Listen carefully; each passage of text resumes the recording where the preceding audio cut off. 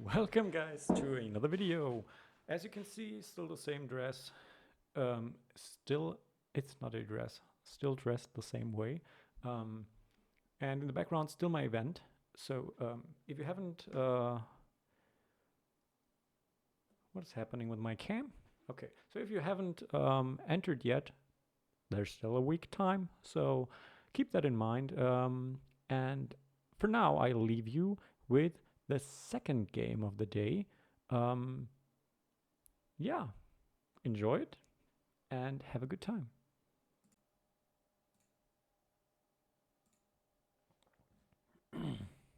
All right, second game. This is the first table now.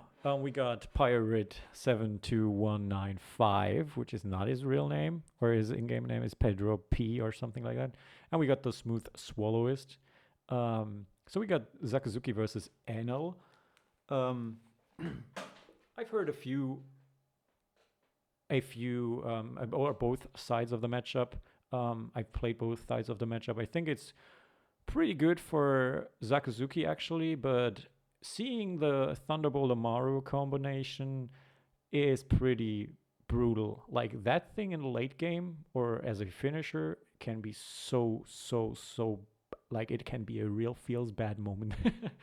Now basically all he needs is late game guys, and I think he's set. And maybe a little bit of oh no's. You hate to see that. The Yamato bottom deck and the Katakuri bottom deck. That's not good. That's not good. That's not what you want to see. But I mean, he's still okay. Oh, and yeah, I mean, he doesn't have a Gedatsu, so swinging here is probably okay. If the first life is a Gedatsu now though, then he'll be pretty sad.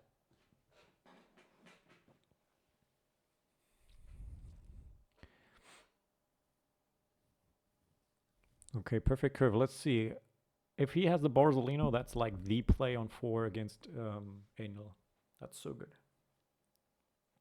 Ooh, trashing the Sabo in that matchup is also kind of brave because it's understandable though.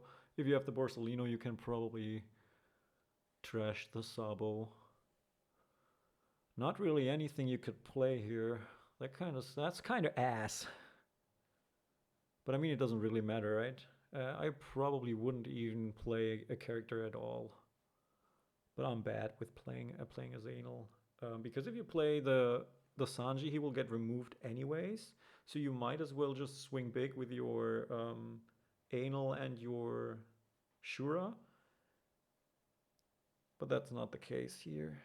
Maybe like if you people think that I'm completely overdoing it with the commentary and I'm giving way too much of my opinion in there, and I should just focus on telling what the people do, then I will do that. But yeah, he played for 2 down the brand new, searches the Borzolino, plays the second Borzolino. That's rough. I'm not entirely sure why the Sakazuki doesn't swing at all. Like, that's a little weird, trying to starve the Enel. Never seen that strat before, but I mean, let's see where this takes us, right? I mean, technically, if you have the 10-drop Kaido, you need the Enel to go down to 3, right? And the 10-drop Kaido is so good in that matchup, so you at least want to have him at 3 at all times. Let's see if he whiffed with that as well. Oh my lord. He is bottom decking all the good cards. Oh, you hate to see that. That's the second Yamato and the second Katakuri Dawn. So chances are getting kind of slim here. I guess at this point you could also like you swing with the Sanji, right? Because it dies anyways. Or you don't. Or you don't. I mean, yeah, I guess if he didn't execute it in the first play, maybe. But I mean, double Borzolino's so good. It's such a good play for Sakazuki. Yeah, getting the Hina and playing the Lucci. He would probably swing 5 first to get the Shura on 1, just to get rid of that. Yeah, makes sense. Oh, what? That was kind of bait. So he doesn't respect the Shura. pretty confident then. Oh no, he doesn't have Lucci, that's why. Okay. I guess it's okay. Yeah, I mean, it's an Enel. I think that's an Enel play. Like, you really want... You really want to get that... I think maybe going... Yeah, I think maybe going 6 and 8 is better here. But it depends on if he has 2Ks or not. Yeah. Because that means that he has the 2K. And you would definitely get the second character if you go 6-8. Because he doesn't block that. Then you just kill the Hina.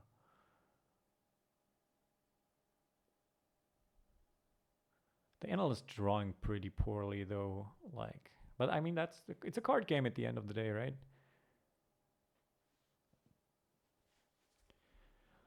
The thing is, the Sakazuki doesn't know that. Ooh, the Mihawk. Okay. Still ready to starve. Yeah, I mean, I guess you could go down to 1, killing the Hina, and then Omaru, and just try to go for the board clear here. Because otherwise, like, you're in kind of in trouble, right? Yeah.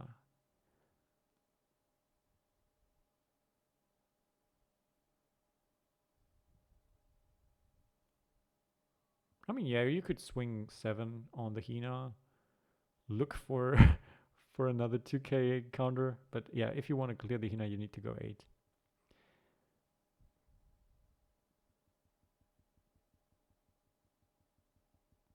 Why does he keep the Alodon?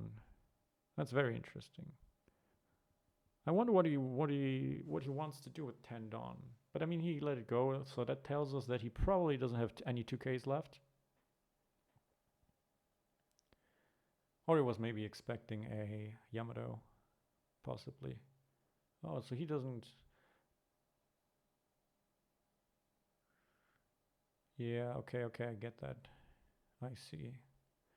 Building up a little bit of board. Triple Thunderbolt in hand. Okay, very interesting. Yeah, I mean, that makes sense. You probably counter out of that, right? Because you can't afford to...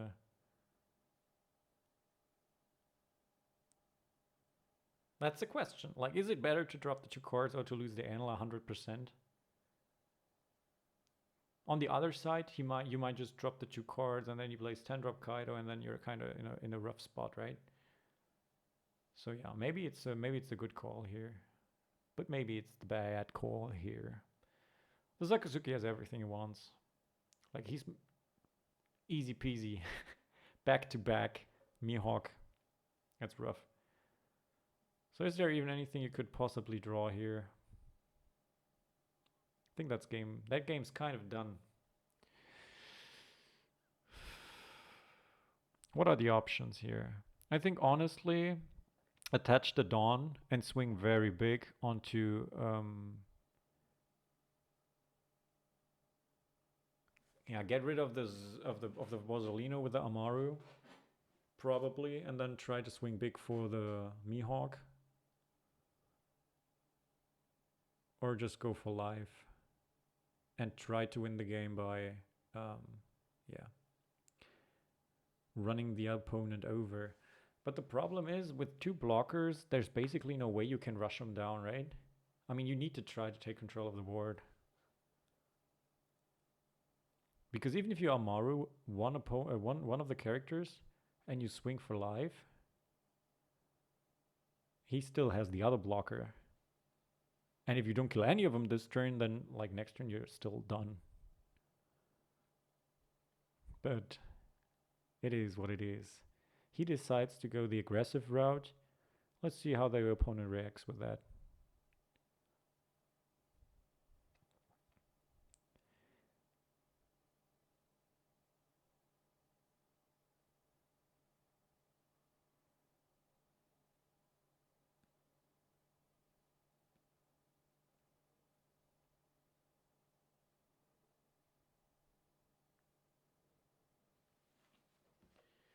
The Amaru, okay. Yeah, I guess. Oh, okay. Oh, wait. Is that the angle? Wait, is there a lethal that I didn't see? Oh, that would be so brutal. Dude.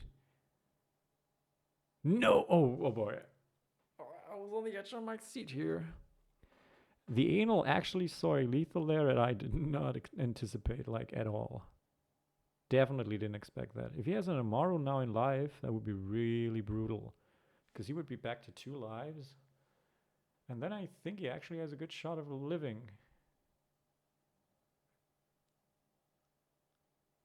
Let's go. Roll with the Amaru. Bro, if he wins that game, then I'm coping on Enel. I will be playing Enel non-stop. Now you gotta cope now. You gotta high roll it now. You just gotta hit the one big trigger. Let's go. You gotta hit it. Because if you have no counters in hand, you're lost. Oh boy, that's brutal. Because now he can just swing 5-5-5.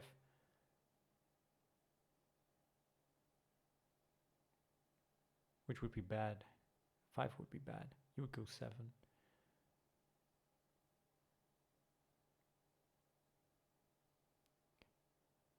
I mean, he needs to take 2 lives only. So if he's just swing 7, that's two cards gone. Ah, he tries to play it safe. Okay, I get that. So he thought it was not a good idea to... Oh, never mind. He goes 7. Okay. Holy, okay. Yeah, I mean, makes sense. Thunderbolt gone. Still a chance for the good trigger. I mean, he has... What are the options right now? Oh, no. Oh. Yeah, counter out of it and hope for the best. If it's a Bedge or if it's a Sanji or if it's Amaru, you win. So what is it? Ah, it's an Enel. Ah, he came back really good with plays that I would probably not have done the way he did it. But I mean, he's the Enel expert and it was really close and it was a really good game actually. I can learn a lot from that. Very cool. Maybe I need to like do this casting thingy more. Next games I'll just shut my mouth and let the pros play. Okay, so let's hit the next game.